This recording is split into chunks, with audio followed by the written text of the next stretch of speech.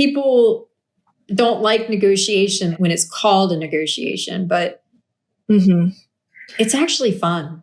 Yeah, it is. And I get so much satisfaction from getting a bigger piece of the pie or just getting what I wanted. It's a good skill to have, good thing to learn. Welcome to the podcast where we try to inspire better work performance. Thanks for listening.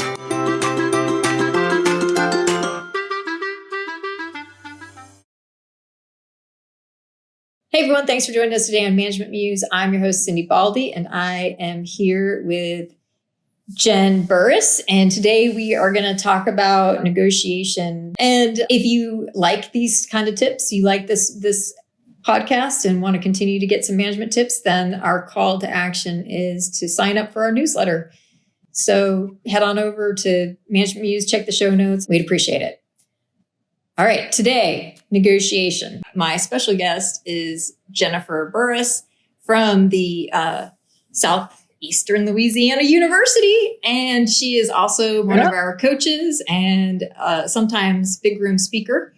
She is noteworthy for negotiations.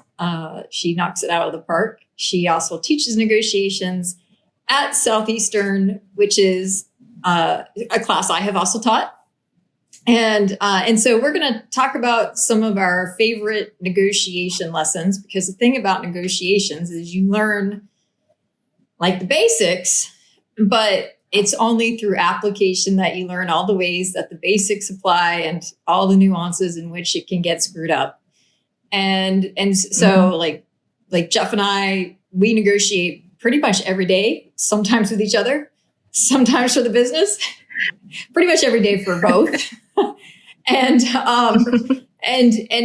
you know, we always do an after action review to talk about what went well, what didn't go well, what we might change in the future. And so negotiations is just this ongoing learning process. And it really, like almost everything is a negotiation. I just barely had this conversation at a gig I was doing. And I said everything is a negotiation, and somebody's like, well, not when there's power dynamics, because sometimes people can tell you what to do. And in the short run, that is true. Sometimes your boss can just tell you what to do. And sometimes as a boss, you're just going to tell somebody what to do. But that is oftentimes actually just a long negotiation where you're looking for your opportunity to plant your idea, and it may get shot down, and then more data may come in, and then you may be able to be like, hey, I know you weren't interested the first time, but would you be willing to revisit that? And so sometimes even with the power dynamics and a boss who is more maybe in the moment, not necessarily perpetually, but more in the moment, sometimes it winds up actually being just a very long form of negotiation. So virtually everything is a negotiation. We just don't call it that because people don't like negotiation because it sounds like it's conflict. And in a way it is, because you're trying to get somebody to do something that you want. And sometimes they're more on board than other times. So with that, Jen, why don't you share one of your favorite negotiation experiences? It can either be personal or work. And then we'll sit there and we'll kind of peel out what we think the lessons are. One of it's a lesson learned. It involves you actually. So, like Cindi said, you know, the class that she taught at Southeastern that I took over. And so before she left, I remember we having this conversation, and I was negotiating for a new position, and I was reaching out to all of my mentors, and Cindi was one of them. And we talked about, you know, in this industry or academia, the salary is set, and in negotiating, sometimes it's other stuff. It's not necessarily the number. And Cindi said, well, try anyway. And I talked myself out of it and believed that there was no room to negotiate. And if I negotiate, it will make myself look bad, and it may make me appear, you know, in a certain way. And so I decided against it. And then years later, I found out that someone else who got the same position at the same time, came into the institution at the same time as I did, negotiated and got more. And we had the same exact credentials, same amount of experience. And so it was a big lesson learned. And to this day, I tell my students, even if you think there's no point in negotiating, try anyway. Yeah. So, I mean, let's dig a little bit deeper into that. So it's legitimate that you're worried because there are stories where somebody asks for more and gets shot down. And so it is really important that you consider like the context in which you're asking. You know, you get pretty much one shot to ask. So if you've asked and they've come back and they've negotiated on your behalf, and then you're like, hey, how about more? You know, on the same issue. Now they might come back and be like, hey, we can't give you that salary. And then you can come back and say, okay, I understand. You know, would you be willing to consider giving me this X, this other thing? Like in some organizations, it might be more time off. And so you can do that. But like, if you ask somebody, about pay, they go negotiate for you.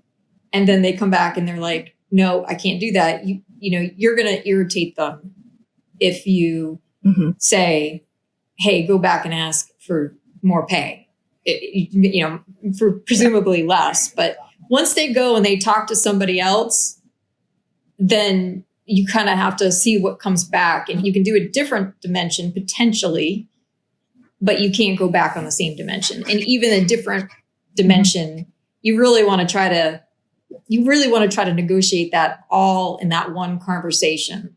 That if somebody keeps going back to a third party, it means they're not the decision maker. And it means that you really need to get in front of the decision maker, because we should be able to have that conversation where it's like, you know, okay, you can't do that pay, but could you give me this amount of days off instead, all in one sitting? And so you're negotiating a whole package. That's, I think one of the key lessons. What do you think? Make judgments. That's the really hard part. My students will always ask, okay, well, you're saying that, you know, always try anyway, but then you also say that sometimes, you know, you're risking souring relationships. So don't ask for too high of a starting number.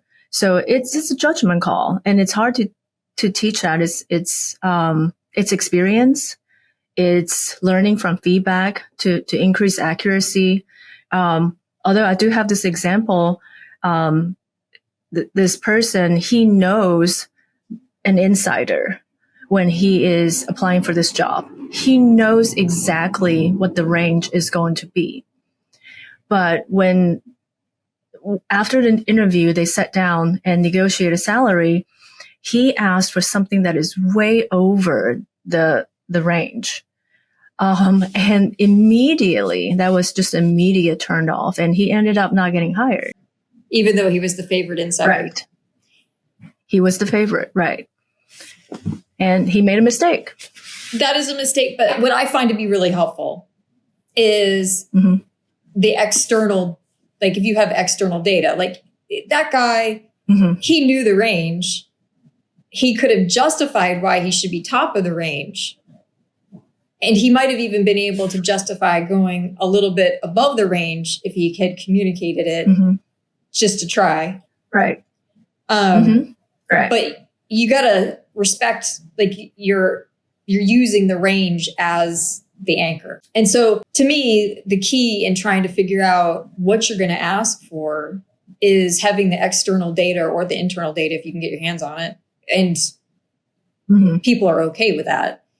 To use that as the justification for what you're asking for when you're asking to try to get more money.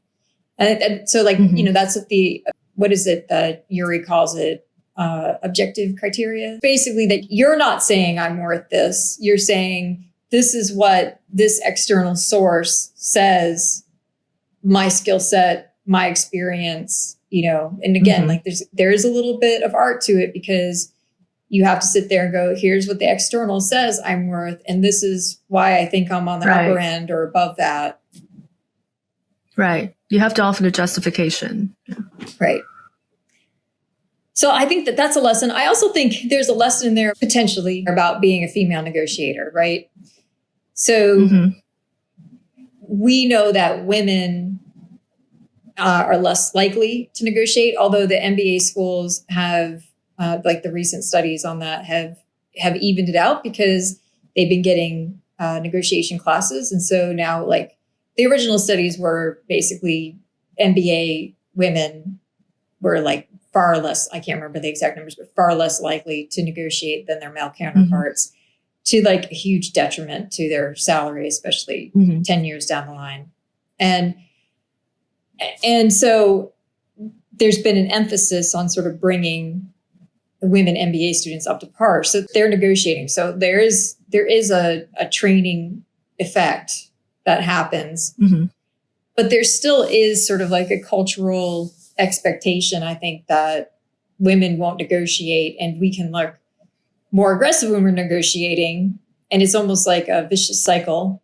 So again, the stories that we've heard in academia about people who have negotiated, it's almost always been women who had the rug pulled from them. I've never heard it. Have you ever heard of a man having the rug pulled from them for negotiating? I mean, negotiating aggressively, like your story, is one thing, but just asking, like, is there more? Usually that's okay, but I do think you do have to sort of, because there is that sort of cultural component to it that we still haven't totally burst. You need to ask, but you need to ask carefully, where you're like, hey, I really want this job. Is there any way that you could get me more money though? Where it's like, I want this job, but like, if you could get me more money, that would just really help me justify taking this particular position. And again, like you have to have an external criteria that you're pegging it to. Like, you know, this would be very helpful for, you know, me sort of being stable. And this is kind of what I was expecting. Yeah. That social expectation for women, right? We are, we're supposed to be the caring character. We're sweet, right? And a lot of people, it resonated with me a lot when I read this, that women tend to, feel that they say to themselves, I'll negotiate after I prove myself. And so I'm not going to negotiate now. I have to prove myself first. And that falls into even the job search. Like it's one piece of data that stands out to me is men apply for jobs that they're not quite qualified for, and women apply for jobs that they're completely qualified for. And again, that has an impact on your long-term earning potential because they're starting at a higher level. And they don't feel the need to have to already know how to do the job. Right. All right, Jen, I like your example. You got a second one for us? So my husband, John, he's the CIO, and he negotiates a lot. And this particular time, so he and his team negotiated with this vendor on the multi-year software contract, and there was a lot of back and forth, and eventually they settled, and everything went well. They settled on the terms. They signed the contract, and when they went to implement the software, they realized some of the key features were missing. It was not part of the package. They thought they were going to get those parts, and they also signed up for features that they didn't need. So when they realized that, and those were key features that really they couldn't do without. And so at this point, the contract was signed. And so he and I were talking about it. And I said, I don't know if this is going to work. I don't know if you'll like this solution, but beg, tell them, look, we really need this. And we know that it's not in a contract. But is there anything that you can do? So, and John, he's really good with people. I wasn't involved in the actual negotiation, but he said that these people, and they're salespeople, they were sharks. They wanted to get every dime that they can get. And so they were asking to say, well, sorry, it's not in a contract. So, we're going to have to charge you more. But when he went back and showed humility, actually it was, they said yes very quickly and said, no, we want to help you. We want this long-term relationship to be a good relationship. And it worked. Yeah. Sometimes, just, it's the why, right? Like, it's acknowledging that you made the mistake of not having it in the contract. And like, I'm not sure I know of a contract that gets everything in it. Even when you run it through a bunch of people, it always seems like there's something that gets left out, especially with technology. And so, just acknowledging, yep, I messed that up, but we're at the top of our budget. And, we need this to work in order to have a long-term relationship. So sometimes just like appealing to the bigger picture, like, I'm in this with you for, 3-5 years with technology, but we need this to actually make it work. And there's just no more money because sharks still want the sale. Yes. And sometimes when they realize there's nothing else. Right. They could have said, nope, everything is signed, even though I understood there was miscommunication, the way that it was presented, there was some misunderstanding. So it wasn't that they were free of responsibility, but the problem was that the contract was signed. Yeah, right. Right. Yeah. So they could hold you to it. Yeah. I think your key lesson is that sometimes, exposing vulnerability and acknowledging your errors and also like your limitations. Cause it's not like John works for the university too. It's not like he's the ultimate decision maker. He has a budget. And so recognizing, look, they need this and we're trying to build a lucrative relationship in the long term will sometimes get people to bounce back. All right. You want to flip it? So that way I'm telling you a story and you can tell me what you pull out.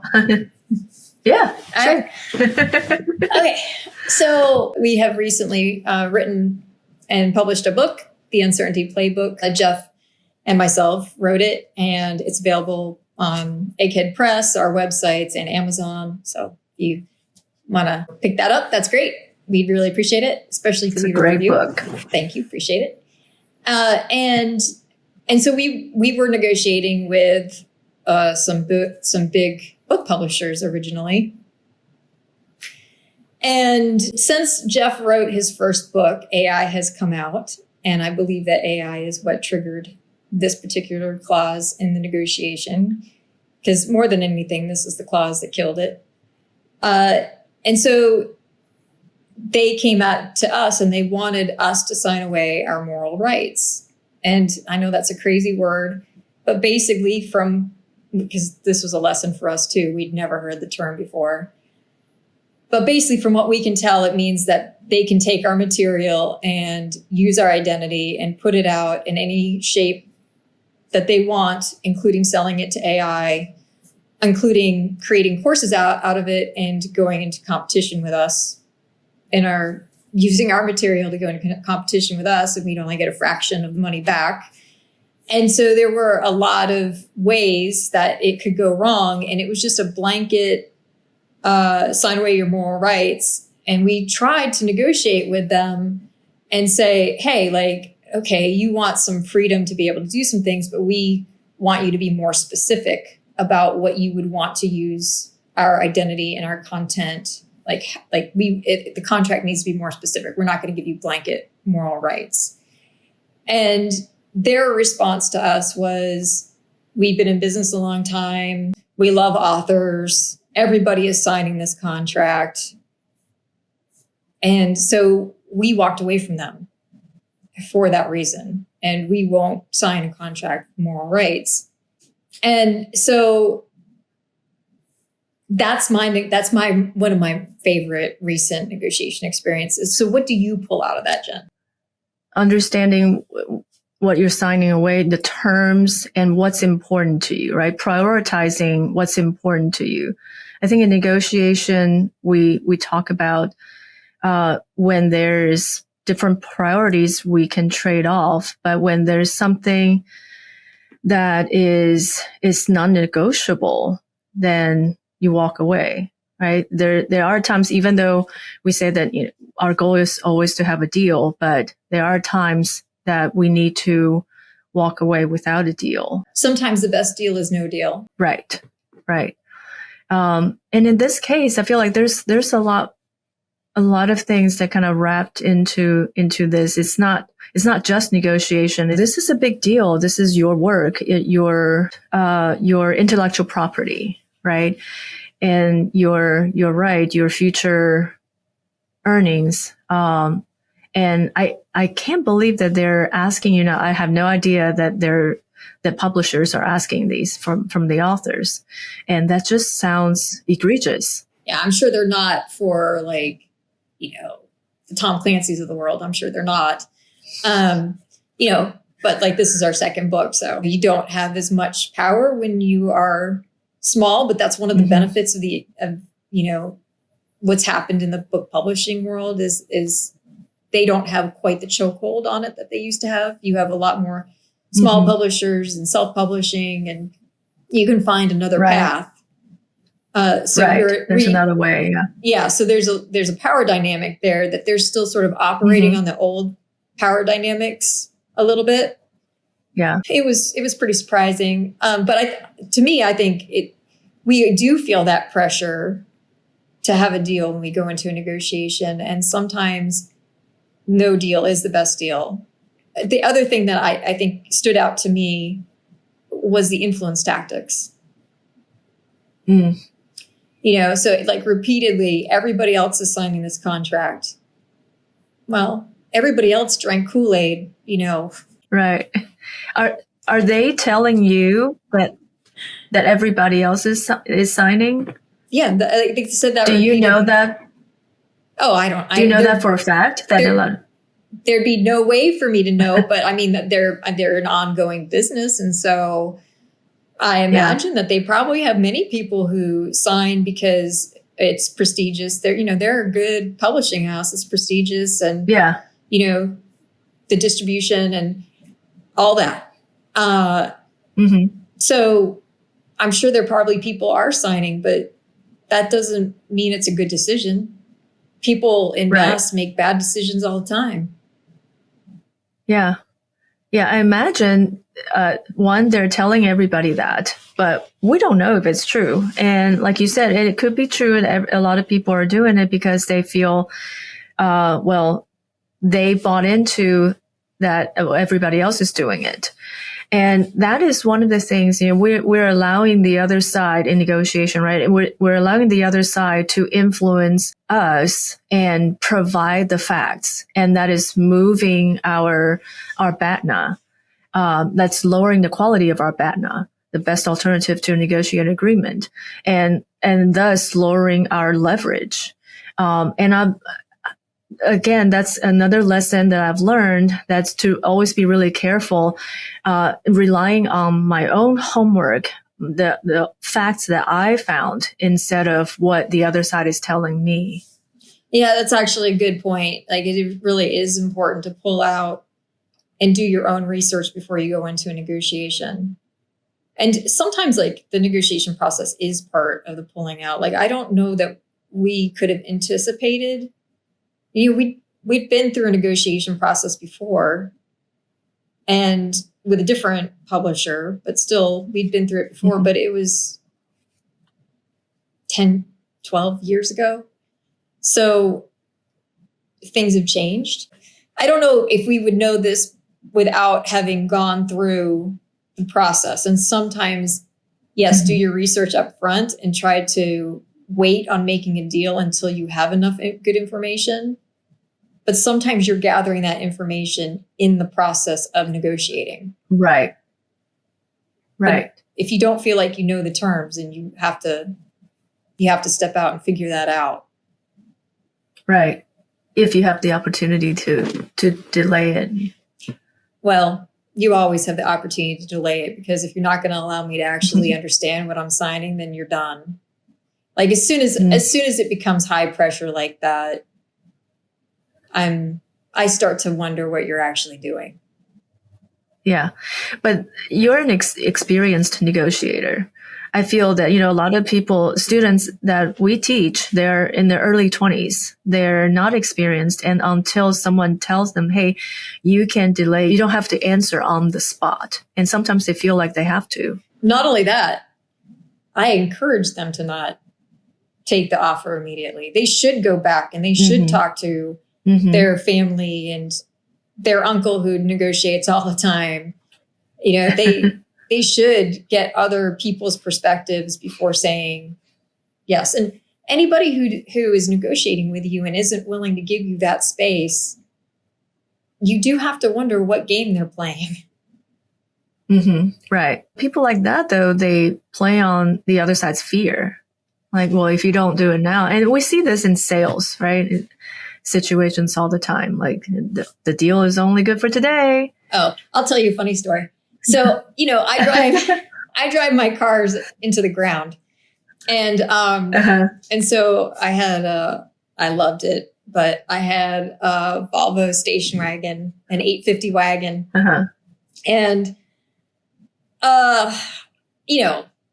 it was embarrassing. My mother-in-law, it was so bad. I would go over the causeway and there'd be a cloud of black smoke coming down behind me. But I really liked the car. It was like really reminded me of my dog. I named the car after her. Oh. And so I was very attached to this car. Plus I just run cars into the ground. Ultimately, I drive them forever. And so anyway, like every time I would get into this car, something else would break. And like I said, the black smoke, there was one time I was driving around and I was like, why is everybody honking at me today? And I hit a speed bump in my car. It was like a light honking, right? So I thought it was coming outside the car, but I hit the speed bump and all of a sudden my car just was like really honking. And I'm like, oh my God, it's me. I'm the one honking every time it is a bump. I'm honking. And now it's like, oh my gosh, off the chain. So now I'm going over any bump and I'm going, like, people are walking on the side of the road and my car is honking. And so I'm like, hi, oh my gosh, hi, trying to be like aggressively pleasant because my car is honking really annoyingly at people. And I have to go and figure out how to disconnect it. So anyway, this is the car. This is the state the car is in when I bring it to the car dealership to look for a new car. And I have 3 different kinds of cars, not surprising, like a Toyota, Honda, and a Subaru that I'm looking at, the standard. And the guy, and I've driven up in this station wagon, and the guy says to me, he offers me, I don't know, $1,000 for this car or whatever it is. And I say, okay, well, thanks. I'm going to go check out these other cars. And he goes, well, you can, but if anything breaks on that car, I can't promise that we will make a deal. And I just laughed at him and I said, you could throw this car in the trash heap. Like, everything is broken on this car. Like, you're not giving me anything. And like, that's an example of like the limited time. And it was just so ludicrous. Like, oh my God, I might not get $100. I might only get scrap material money for this car that honks. So did he end up giving you $1,000? No, I actually donated it. Okay. All right. I'm going to tell you the next one. So we have this property for sale. And we've had a number of offers on the property. And it's a big piece of property, like a commercial piece of property you're trying to sell. And it's usually a year term. And our lawyer kept telling us, so we've had this a number of times and then they fall through. And our lawyer has kept telling us, he would say, there's no way that this gets done this fast. But our realtor kept saying, oh yeah, like the realtor kept acting like, yeah, this is normal. This is the norm. No problem. This can be done. And so anyway, the last time, again, like I wrote up the contracts, and I had two options. One was for a year and one was for 2 years. And because the 1 year is obviously a little bit cheaper, because that's what you usually do with time, right? Mm-hmm. And so they took the cheaper one, and then the guy kept coming back and trying to get an extension. Like, dude, you had a 2-year option and you didn't negotiate for that. So you took the 1 year option, and I wouldn't have given him any time, but my family members wanted to. And so ultimately he came back a number of times for an extension, and I was able to convince them to just let it go because basically the deal is no longer consistent with the timeline. Mm-hmm. And so we killed the deal, because you can do that, right? Like we had a contract, but he was changing the terms of the contract. We would have to approve that. And if he wasn't happy with the existing terms, and he could end it, but I also had the option, like if we're going to change the terms, we can change the terms the way that I want them to change. And so that's what makes it a changeable situation. And so I was unwilling to grant him the extra time. He was unwilling to give more money. He was also unwilling to stick to the existing timeline. And so we just parted ways. And that's really when I understood what the lawyer was saying. Like initially when the lawyer had said, there's no way, I was like, well, I gave the guy 2 options. This is his problem. But what the lawyer was saying indirectly is, this is the game to keep the money low. They know they're developers. They do this all the time. They even do it in the area where the property is. They know what they're doing. They know they're going to ask you for the additional time, and they don't want to pay for it. And this is the way to just squeeze you for more money. He just didn't put it that way. But now I understand. And so anyway, that's a recent negotiation. So you got anything you want to pull out of that? Well, I have some questions. The reason that they delay is because it's to their advantage, right? But what are those advantages? So they're just trying to drag it out until they can find a buyer to buy it from them for more money. And the longer it takes for this process to happen, presumably appreciation has happened. And so they're taking all the value. Mm-hmm. Right. So information's asymmetry, right? So you didn't know, you didn't have that information. Now you know, but they counted on you not knowing that information. And I feel like a lot of negotiators, this is one of the tactics.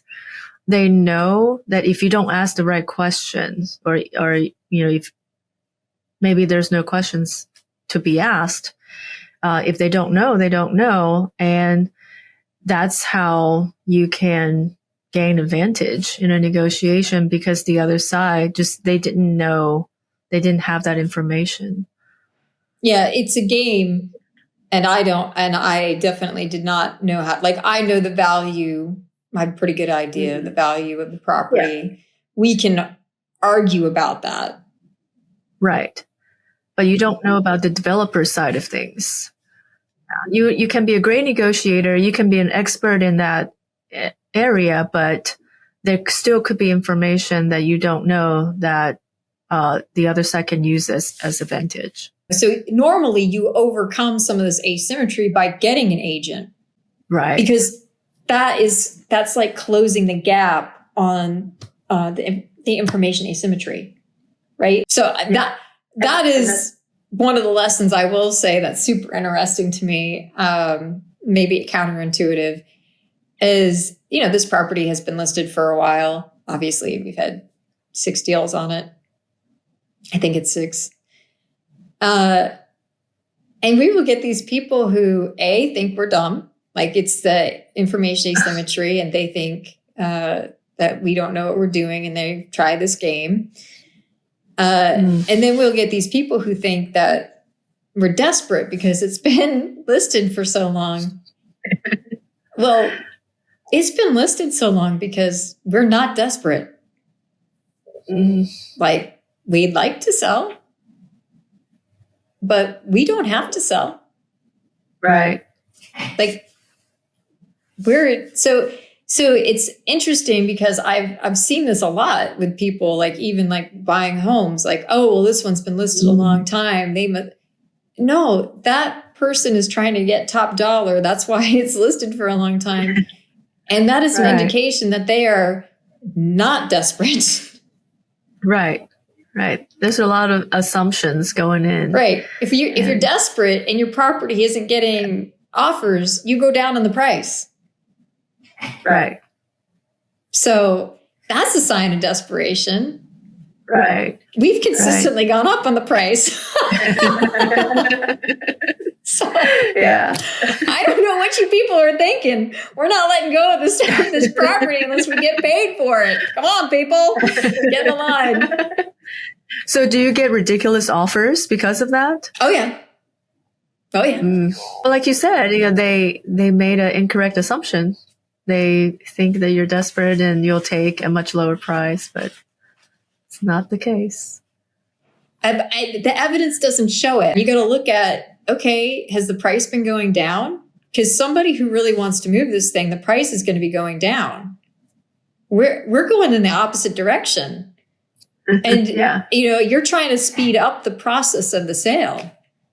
And if someone makes that assumption, they're also going to try to offer justifications that supports that assumption. So they're going to, and it's all imaginary, right? They're thinking like, oh, they must be desperate. And, and they're being unrealistic in their asking price. So I can go in and make this offer and maybe they'll accept it. So they didn't do their homework, right? They're not understanding the proper value. And I also think a lot of people, without those objective facts, they rely on their instincts. And a lot of times because they're not experts, they don't really know and they think they know. And so they'll go, oh yeah, that property is not worth that much. So they just create a number but they don't really know. Yeah. Well, that's the thing with negotiations. So, I mean, we have talked mostly, there's been a price component on all the things we've talked about. Obviously, you don't have to have a price component. But, the reason why you're negotiating is because there's a level of subjectivity in terms of how things are valued. And some of that subjectivity is based on, the dimensions of value. Like, for example, this property is a great location. So I would put a high value, a high dollar amount on that. But somebody else might argue about that. Maybe the person coming in isn't going to put as high of a value on those dimensions as we would. And that's part of the negotiation. That's part of the discrepancy in the value. Yeah. Or there are dimensions that they are, sort of subtracting from the overall value, right? So, right. Because every piece has its own challenges. And so they're looking at those challenges and going, well, so for instance, there's a piece of it that I'm in the process of cleaning up right now. And, I'm doing that because I think it was overinflated how big and scary it would be to clean that up. And so I'm cleaning it up to take away that dimension. But that's what you see. People have no idea what the value of stuff is because in some regards, we're all valuing it a little differently, but also if you haven't done it, you are guessing at what the value is or the detriment of that particular dimension is. Yeah. I like that. So there's fear or concern. So you do things to fix it, to improve that dimension. Right. Yeah. I'm trying to remove obstacles because I think that they have the fear associated with them is greater than the reality. And I can say that honestly, like the fear of what that would cost was not consistent with the actual reality of what I'm doing currently today. Like I have a concrete value on it. Yeah. Yeah. But it's hard to take out the human emotions, right? And I was a lot of times in negotiation, I feel that there's, we can't get away from, the referencing point, our emotions, how we feel and our perceptions. And I sometimes it's hard for me to kind of keep in check, right? I know I come in prepared, but it is still hard to get away from the feelings and psychologically, the reference points and balancing that with knowledge and facts. Mm-hmm.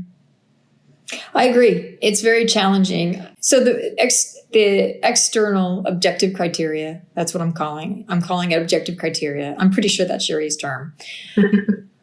And, that's very helpful because for things that we don't do very often, it gives us a way to value it.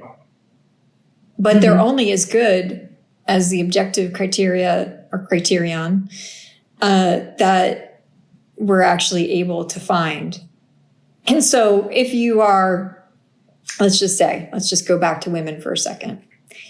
So if you are a female and you are negotiating a salary, a job position salary, and you are turning to other women in your network doing the same job, and we know that women historically, it's gotten better, but historically have not negotiated, then your external objective criteria is already deflated, right? Like it's already lower. And so you do have to consider how legitimate, and like, I'm not saying that other women's salaries isn't legitimate, but like, if they're not negotiating, like you should double check that, right? Did you negotiate?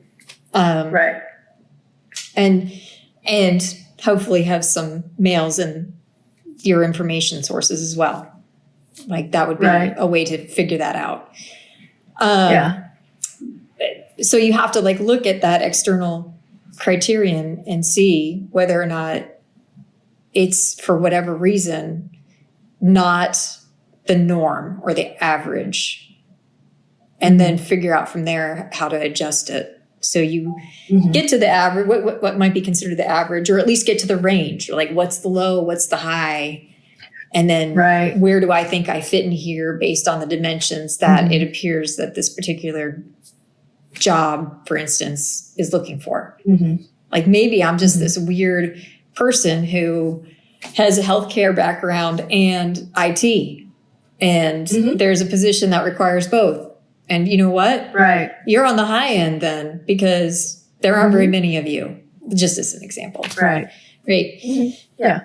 So I think that that's the challenge with using it because, it's only as good as you can get. Yeah. So anyway, anything else that you want to, any last thoughts? I'm thinking of my students, just the confidence and just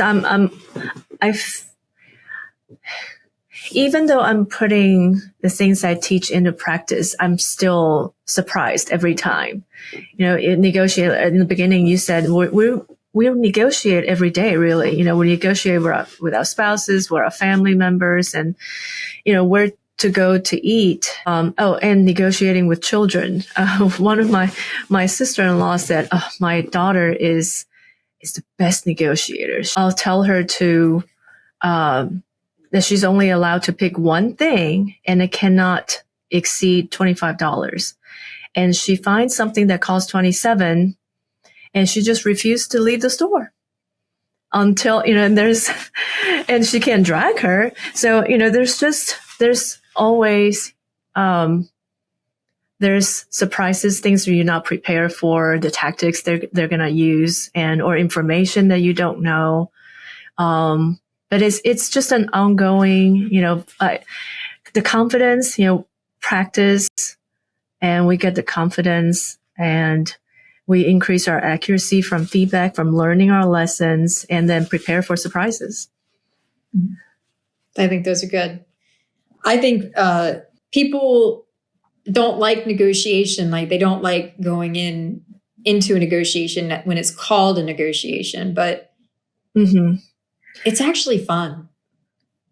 Yeah, it is.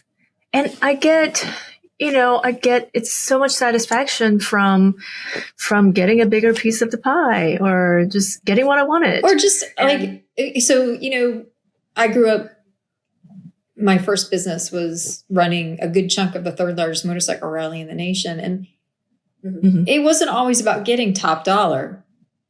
Like, if I was getting paid well and the vendors were paying a rate that they could then turn around and make a good living, so that way they'd be back year after year. Like, it's win-win. Like, sometimes it's not always getting a bigger piece of pie. Sometimes it's having people that you like being around. Everybody's happy. Like, it's nice to be in a place where everybody's happy, everybody's making money, pretty much everybody's coming back. Like, there are other reasons. Yeah. No, you're right. You're definitely right. I look at negotiations. When my kids fight, my biggest satisfaction is to help them find a win-win. So it's conflict resolution, but you use negotiation to get there. Conflict resolution is negotiation. Yeah. But you walk away feeling that, okay, I didn't compromise, and we both walked away with exactly what we wanted. And it's growth. And it's a good skill to have, good thing to learn. Yeah, I think you are at a detriment if you don't develop negotiation skills. The biggest fear, I think, is that they, like you said earlier, that they don't, when it's presented as a negotiation, they immediately think of conflict and they want to do anything to avoid it. Yeah. But it shouldn't be. So I think what we've walked away with for the main takeaways is sometimes no deal is a good deal. Sometimes being willing to be vulnerable and admit errors can actually make your post-deal settlement better. So that's basically what John was doing. He had an agreement, and the agreement had some missing things, and he had to negotiate after the fact. And so sometimes being willing to be vulnerable and admit that you made an error, and also that, like, your back is up against the wall, like this is all you can do, is very helpful. I think objective criterion is really helpful, but you do have to actually consider whether or not it's quality objective criterion. I think you have to be careful of social proof, because sometimes people use that against you to make you feel like you're the man out. Do your homework first, but your homework probably continues into the negotiation process, because there are these information gaps, these asymmetries. All right, y'all. Thanks for joining us today on Management Muse. If you'd be so kind, we appreciate some likes and follows and things like that. Anything to help us build our social media presence. Thank you, Jen. It was great. Thank you. Thank you so much.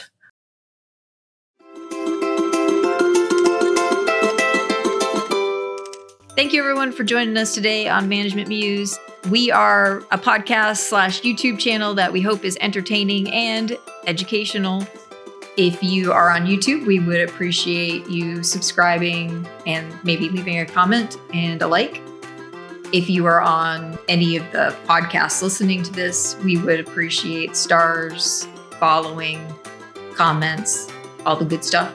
We want to say thank you to Sarah and Rebecca, and then, of course, everybody at Design at Work. And then just as a last minute reminder, we also want to mention that we are management and communication professionals working in the field, but also have degrees that back us in science. All that being said, we are talking in generalities on this podcast. We do not actually know your particular situation. So proceed with common sense and maybe a little bit of experimentation on your end. And we hope that you make the world a more beautiful place by making work a more enjoyable place. See you next time on Management Muse.